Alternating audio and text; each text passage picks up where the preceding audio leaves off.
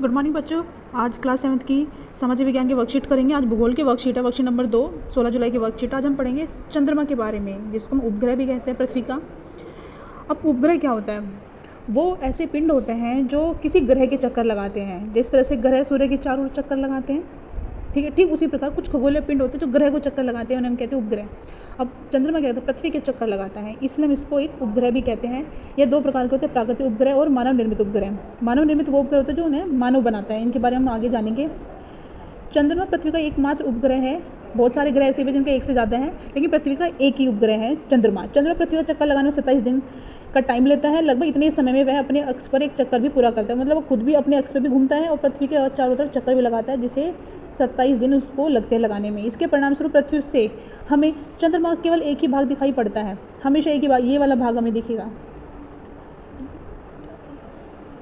Sorry, मैं फिर से बताती हूँ। ये है चंद्रमा, ये है पृथ्वी। चंद्रमा पृथ्वी की तरफ चारों तरफ चक्कर लगाता है, पृथ्वी सूर्य की चारों तरफ चक्कर लगाती है। चंद्रमा का ये वाला भाग जो है ना, ये हमें पृथ्वी से दिखाई देता है हमेशा एक तरफ का।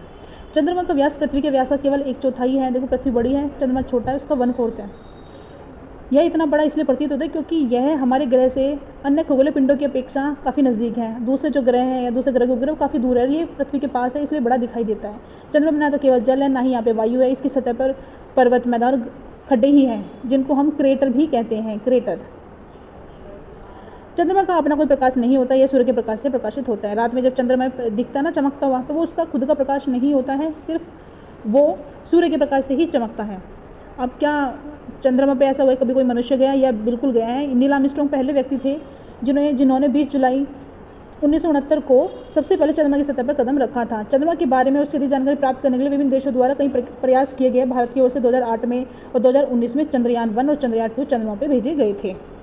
आपने अनुभव किया होगी, चंद्रमा अलग अलग समय पर अलग अलग आकार का, अलग अलग स्थिति में दिखाई देता है। जिस रात चंद्रमा में पूरा चंद्रमा दिखाई देता है वह पूर्णमासी की रात या पूर्णिमा कहलाती है, और आकाश में जिस रात चंद्रमा दिखाई नहीं देता वह नए चंद्रमा की रात्रि या अमावस्या कहलाती है, अगर मौसम खराब नहीं हो तो।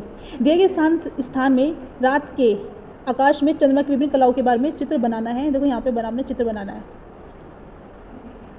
पूर्णिमा की रात, पूर्ण मतलब पूर्ण चंद्रमा, तो यहाँ पे तो पूरा चंद्रमा आ जाएगा, आप ड्रॉ कर दोगे। आज की स्थिति आप खुद ड्रॉ करोगे चेक करके कि आज चंद्रमा कैसा दिख रहा है। और अमावस्या की आप देखो, वैसे तो नहीं दिखता, लेकिन आप ऐसे भी कुछ छोटा सा ड्रॉ कर सकते हो। मैं दिखा देती हूँ आपको चित्र। तो इस तरह देखिए, ये पूर्णिमा का चांद है और ये अमावस्या का चांद है, तो इस तरह से आप दोनों पिक्चर आप ड्रॉ कर सकते हो। अब हम पढ़ेंगे मानव निर्मित उपग्रह के बारे में। इनको कृत्रिम उपग्रह भी कहलाते हैं। यह वैज्ञानिकों द्वारा बनाए जाते हैं, इन्हें रॉकेट के द्वारा अंतरिक्ष में भेजा जाता है और पृथ्वी की कक्षा में स्थापित किया जाता है। इनकी सहायता से हम ब्रह्मांड के बारे में जानकारी मिलती है। इनकी सहायता से हम संचार माध्यमों, GPS, जैसे आप कैब को बुलाते हो ना, मैप देख पाते हो, तो कैब किस पे चलती है? GPS के माध्यम से चलती है। टेलीविज़न का भी इस्तेमाल हम करते हैं। टीवी पे जो चैनल्स आते हैं, आप स्टार प्लस देखते हो, सोनी देखते हो, तो ये कैसे आते हैं? ये भी मानव निर्मित उपग्रह है, जिसको हम सैटेलाइट भी कहते हैं। उनकी सहायता से देख पाते हैं। अंतरिक्ष में उपस्थित कुछ भारतीय उपग्रह इनसेट, IRS और एडोसेट इत्यादि है।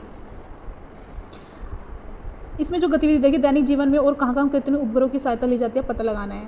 तो ये आप पता लगाएंगे कहाँ का क्या है। आप टीवी देखते हो तो आप लिख सकते हो कि टेलीविज़न। दूसरा आप क्या लिख सकते हो? मौसम की जानकारी।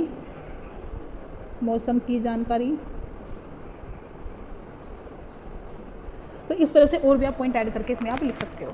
तो वर्कशीट हो जाती है हमारी कंप्लीट। अगर किसी को कुछ नहीं समझ आता बच्चे को तो आप पूछ लें। Thank you.